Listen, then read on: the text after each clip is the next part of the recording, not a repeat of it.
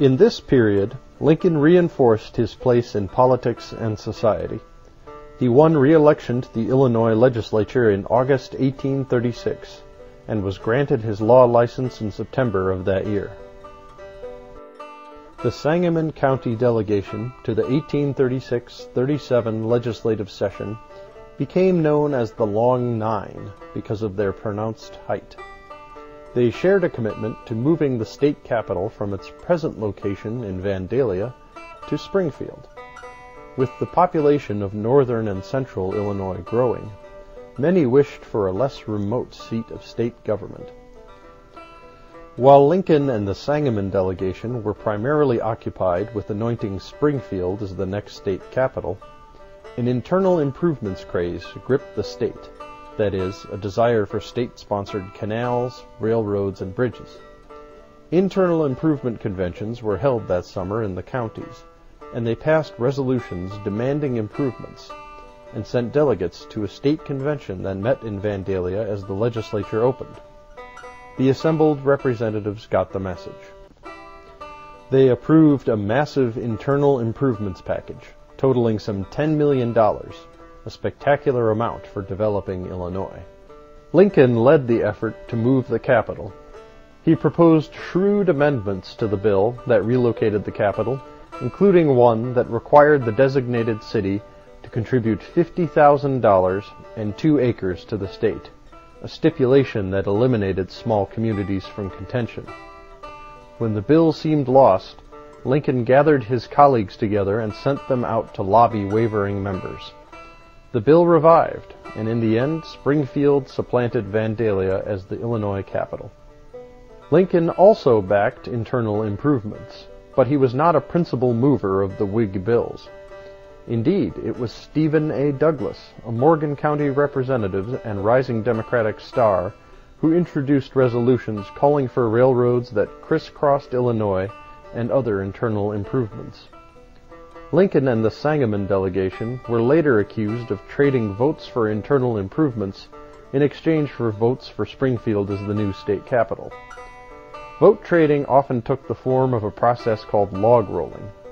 Modern scholarship is divided on whether there was any log rolling in this instance, yet even if there was, it should not necessarily be condemned.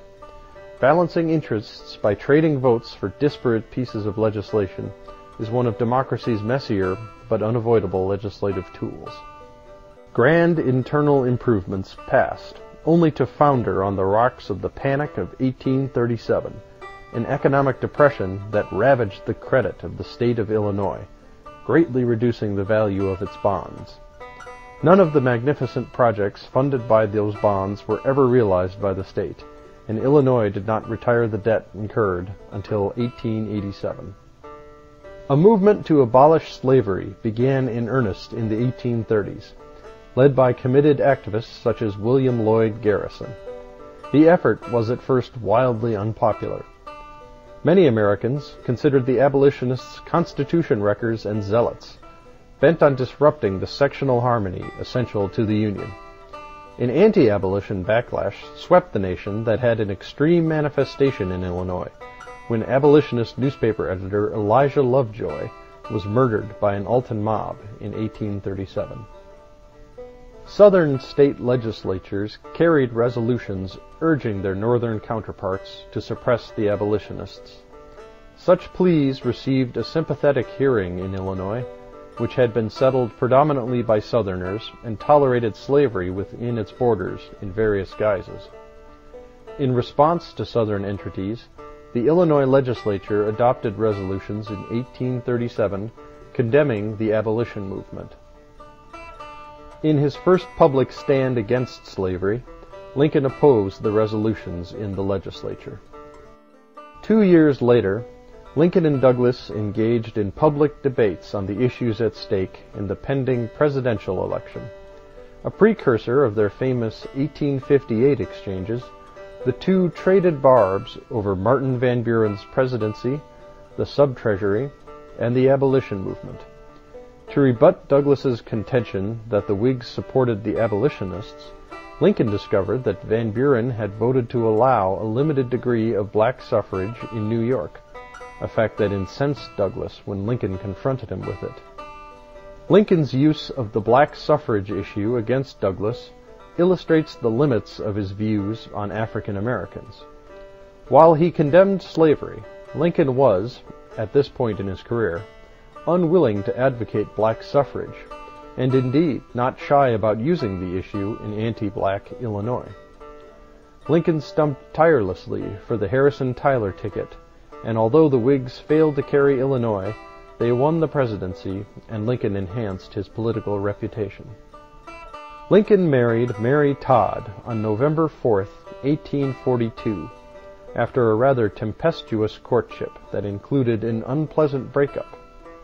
Raised in Lexington, Kentucky, Mary came to live with her sister Elizabeth in Springfield in 1839, gaining instant admission into the prominent social circle around her brother-in-law, Ninian W. Edwards, son of an Illinois governor. Soon she met Lincoln, and their rocky courtship followed. While the marriage is often characterized as stormy, it had a calming effect on Lincoln. He had suffered debilitating mood swings, periods of depression that left him incapable of work and desperate for relief. Things I cannot account for have conspired and gotten my spirits so low that I feel that I would rather be any place in the world than here, Lincoln wrote from Vandalia during one legislative session. Marriage alleviated the worst manifestations of depression in Lincoln's behavior, but he remained subject to bouts of melancholia throughout his life. His law partner, William H. Herndon, described Lincoln as a sad-looking man. His melancholy dripped from him as he walked. The perpetual look of sadness was his most prominent feature.